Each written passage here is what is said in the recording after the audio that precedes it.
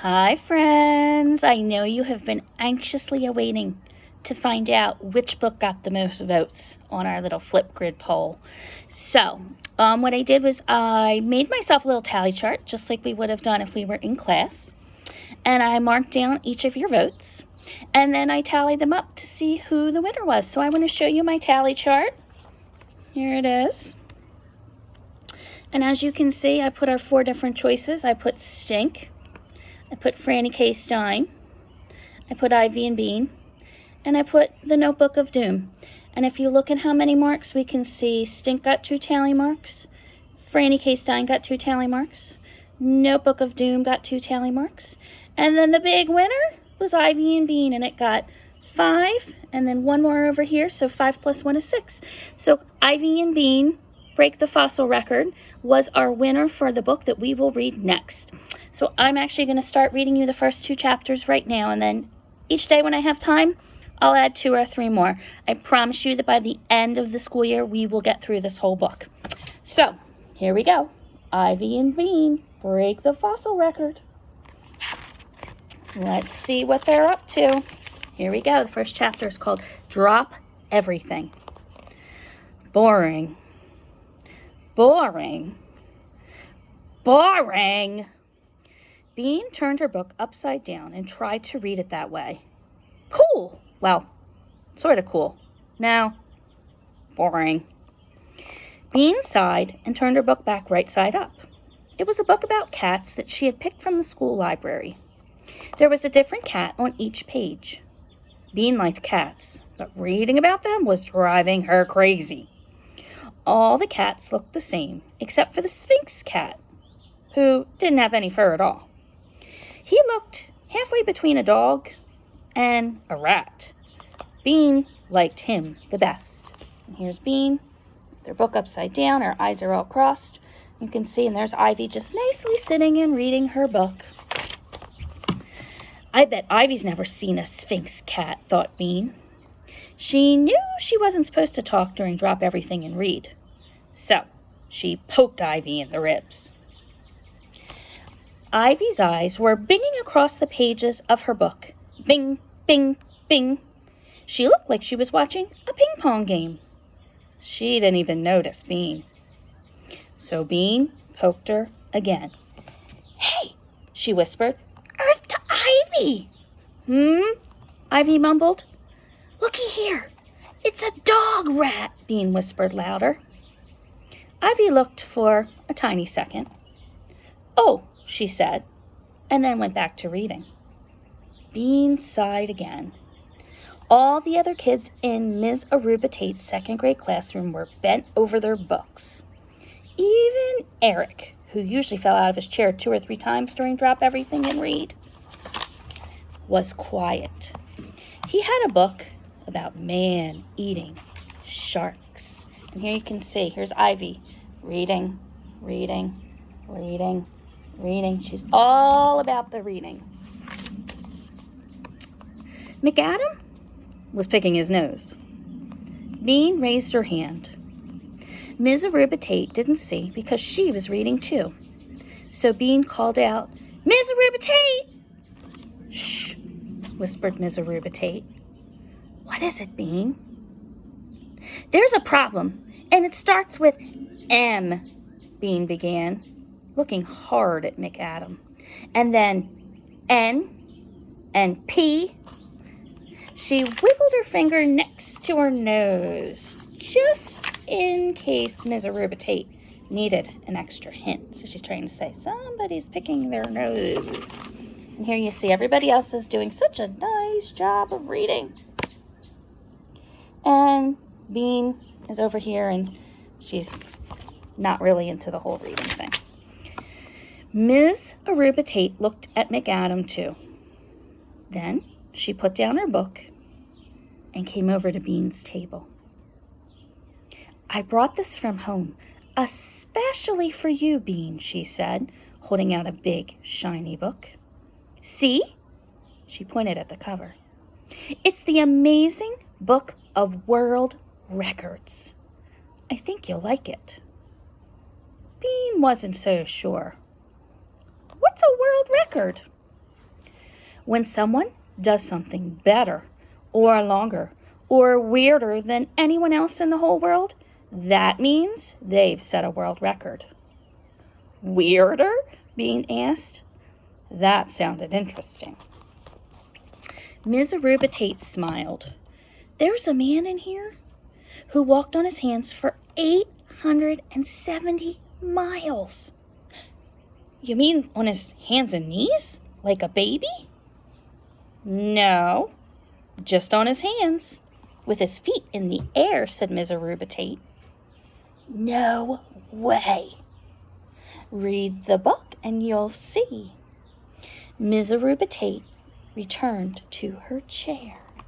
Oh, so here's a picture of Bean trying to say that McAdam's picking his nose. And here's a picture of Bean looking at the book that Ms. Aruba Tate just described. And I think Ms. Aruba Tate might be trying to find a book that Bean would like so that she'll sit and she'll read quietly. Bean opened the shiny cover. On the very first page, there was a picture of a woman whose black hair trailed behind her like a fancy cape. Bean read that the hair was 19 feet long and that the woman had been growing it since she was 12. Wow, thought Bean. Doesn't it get dirt and bugs in it? Bean turned the page. Ew. A man was eating a scorpion. Double ew. He ate 30 scorpions a day. On the next page was a picture of a boy with 256 straws in his mouth. What did his mouth look like when there were no straws in it? Ugh, big and slobbery, Bean guessed. Ivy, she whispered. Ivy. Ivy's eyes stopped binging back and forth. What? Check this out. Here's the lady with the really long hair. Here's the guy who eats scorpions. Some strange things in this book. That's the end of chapter 1. And this chapter 2 is called Carpet Vipers, Hula Hoops, and 10 Million Teeth. And if I'm looking at the picture, I'm thinking that the whole class may be interested in this book that Bean has started to read. He stuck 159 clothespins on his face, shouted Eric. Look at him! It was recess, but instead of soccer or jump rope or monkey bars, the second graders were huddled under the play structure. At the center of the circle were Bean and her books. Kids pulled the book back and forth, all trying to look at the pages at the same time. Look at her! 99 hula hoops at once, Vanessa squeaked. And around her neck, too. Look at this turnip. It weighs 39 pounds, said Doucet. Gross. I hate turnips, Eric said. My mom made me eat one once, and I spit it into the heater. I hate lima beans, said Doucet. Bean pulled the book back in her direction. After all, Ms. Aruba Tate had brought it in especially for her. This guy has had more broken bones than any living human, read Bean. In the picture, he was smiling happily. He's broken his leg 14 times. On purpose? Asked Emma. I guess so, said Bean. He jumps off a lot of buildings.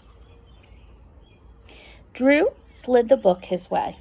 Hey, this guy collects teeth. He has 2 million teeth. This is the world's most poisonous snake, read Leo, pointing to another picture. It's called the carpet viper. Does it live in carpets? Asked Zuzu. She looked worried. No, in India and Africa, said Leo. Not here. She's imagining a carpet viper that lives in a carpet. Luckily, carpet vipers don't live in carpets. Bean slid the book back her way. Look, Zuzu, this girl did 109 cartwheels in a row. Let me see that. Zuzu grabbed the book and looked closely at the picture of a teenage girl in tights. I bet I could do 110. Bet you couldn't, said Eric. He grabbed the book from Zuzu and flipped through the pages. This dude, he ate 400 M&Ms in 1 minute, it says. That's nothing. I bet I could eat 1,000 in 1 minute if I didn't chew. You'd choke, warned Leo. No, I've had lots of practice, said Eric. Look, said Bean, reaching over Eric's shoulder and flipping pages. Look at this kid. He's only a kid, and he made a world record for hanging spoons on his face. 15 of them. And he used no glue either. How do they stick? Asked Ivy, looking up from her book. I can't tell, Bean said. Sweat, maybe? Why would anyone hang spoons on their face? 15 spoons, world record. I don't know, but he made a world record. Bean looked at the picture. The kid was covered with spoons, but he still looked proud and happy because he had set a world record. I'm going to do 16 spoons, said Emma, staring at the picture. Hey, I was going to do 16, said Bean. She wanted to set a record and have her picture in the amazing book of world records. Spoons seemed pretty easy, and unlike some of the records, spoons didn't hurt. But now Emma had dibs. Dang. I'm going to eat 500 M&Ms in a minute, Eric said. Where are you going to get 500 M&Ms? Asked Doucet. And here they are thinking about the spoons. World record's 15. They're going to try for 16. Eric thought for a moment. My uncle gave me $10 for my birthday. My dad said I could spend it on anything I want. I'm going to do 111 cartwheels, said Zuzu, tucking her pink shirt into her pink pants and reclipping her hair. I'm going to see if Ms. Arubitate has any spoons, said Emma. Emma and Zuzu walked off, looking important. Bean felt left out. What could she do? She flipped through the pages until she came to a picture of a woman holding a broken glass. What? Was there a record for breaking the most glasses? No. The woman had broken it by singing in a really high voice. Ah, sang Bean, but softly. Ivy was still reading. What's that book about anyway? Asked Bean. And here they are, Zuzu and Emma walking off, trying to get ready to do their world records. When Ivy looked up, her eyes were shining. This girl? Mary Anning was her name. She found the first whole ichthyosaur fossil in the world. She was only 12 when she did it, too. She lived near the beach, and one day, she saw a skeleton face in the cliffs, so she dug it out. It took her a long time, and everybody made fun of her, but she didn't care. And it was an ichthyosaurus. Only nobody knew about dinosaurs then. She also found a plesiosaurus and a pterodactyl. See? This is her. Ivy showed Bean a picture of a girl in a tall hat. She wasn't very pretty, but she was famous and important. Bean sighed. She was unfamous and unimportant. There had to be some way that she could fix that. There they are. So those are the first 2 chapters. I wonder what Bean will come up with to try and set a world record so that she can get into the book like all these other people. Tune in for the next 2 chapters, and we may start to find out what it is that she's thinking. Bye.